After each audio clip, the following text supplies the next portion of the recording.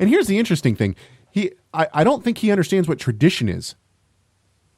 I mean, we could. Yeah, he believes that there's such thing as a tradition that doesn't change from generation to generation, except he wants to believe that, he seems to say that the Christian tradition has been corrupted over and over, but that the Jewish tradition apparently doesn't have any problems with it.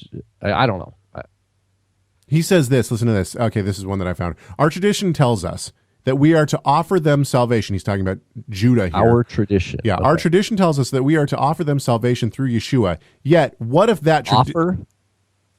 When did any apostle in the apostolic writings offer salvation? No, it's repent and believe.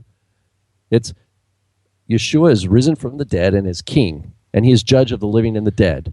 That's what it's just a proclamation. Believe the gospel.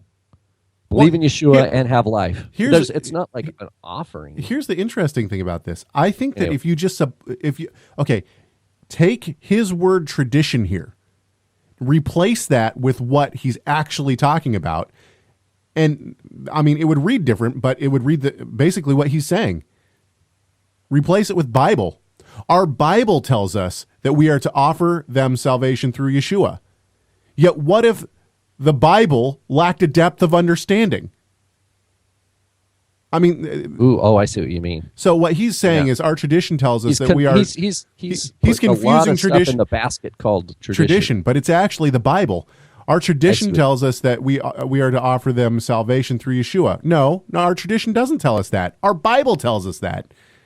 So, and then he goes on, yet what if that tradition lacked a depth of understanding? What if long ago certain conclusions were made by leaders who may have been sincere, but who failed to look upon the Jews with much favor? Are you talking about the apostolic scriptures?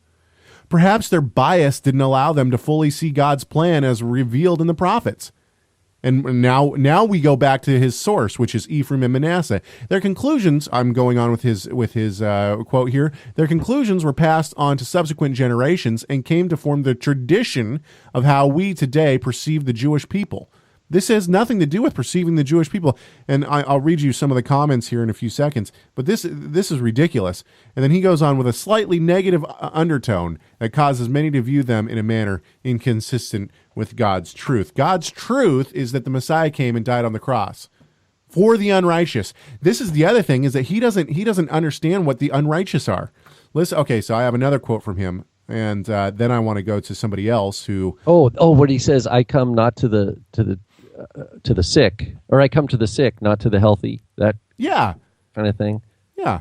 So he's saying that the Jewish people are in covenant with God. We'll talk about that in a few seconds. That they're healthy and they don't need a physician. Yeah, exactly. Okay, so this is the crux of the argument here in this paper, and the one that I'm so staunchly I can't. It's so sad. I don't know whether to be angry or just grieved by how mixed up this is. It's really bad. He says, quote, I have an Orthodox Jewish friend by the name of Hanoch Young. We have filmed the videos together and are currently working on a book that will illustrate how our two houses can indeed get along. What he and I have learned in discussing our faith understandings is that we truly are separated by only one word: again. You see, we both believe there is a coming kingdom, a king who will reign from David's throne.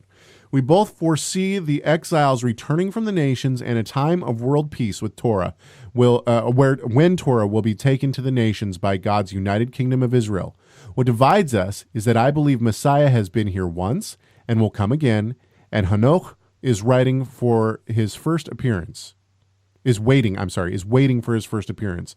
But he is still the same Messiah, and we are still being drawn to the same place in history. I don't know what kind of Orthodox Jew Hanoch is, but that certainly is not the standard. That's why I asked who his rabbi was, because an Orthodox Jew has a rabbi. You know what I mean? And they're not gonna be out teaching contrary to what their rabbi. You know what I mean? Orthodox Judaism is a hierarchical structure. You know. It's more than that, though. The point is this. Orthodox Judaism says that the Messiah is going to come redeem the physical nation of Israel. from basically from an oppressive governments that are coming up against it. Orthodox Judaism says that the Messiah will do nothing for their sin. They don't need the Messiah to cover their sin. They don't need the Messiah to deal with sin. Orthodox Judaism has tried to get around. I suppose you could say that this author is saying that they're writing a book together. There's only one word difference. Well, have they talked about sin at all? Yeah, exactly.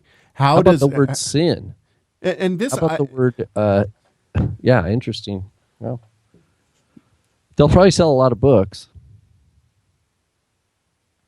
Maybe it sounds good. No, it doesn't. It sounds awful. No, I mean for your average person out there who's interested in, I mean, there's a big market out there for two house. They're going to eat it up. Okay, so now Hanok, of course, doesn't come straight out and say, well, actually, I don't. Maybe he does. I forget. But does Hanok think that? What do you remind me? Is it Ken?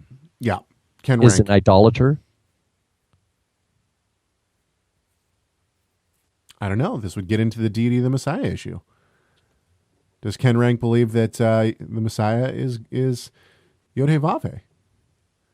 Because halakhically observant Jews would see that as idolatry, unless they go through some sort of thing. Well, as long as Ken is not a Jew, if it was a Jew worshiping Yeshua, it would be idolater. But since he's a Gentile doing it, he can have a limited amount of.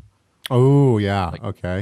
Yeah, but according to Hanok, at least according to Hanok, actually, and this is where he's differs from Orthodox Judaism substantially, is that he believes that Hanok teaches that those within the church are Ephraim. He takes a two-house theology. And there's people elsewhere in the world who aren't Christians who are also part of this. Okay, so I think he believes that it's not only in the Christian church. It's just it happens to be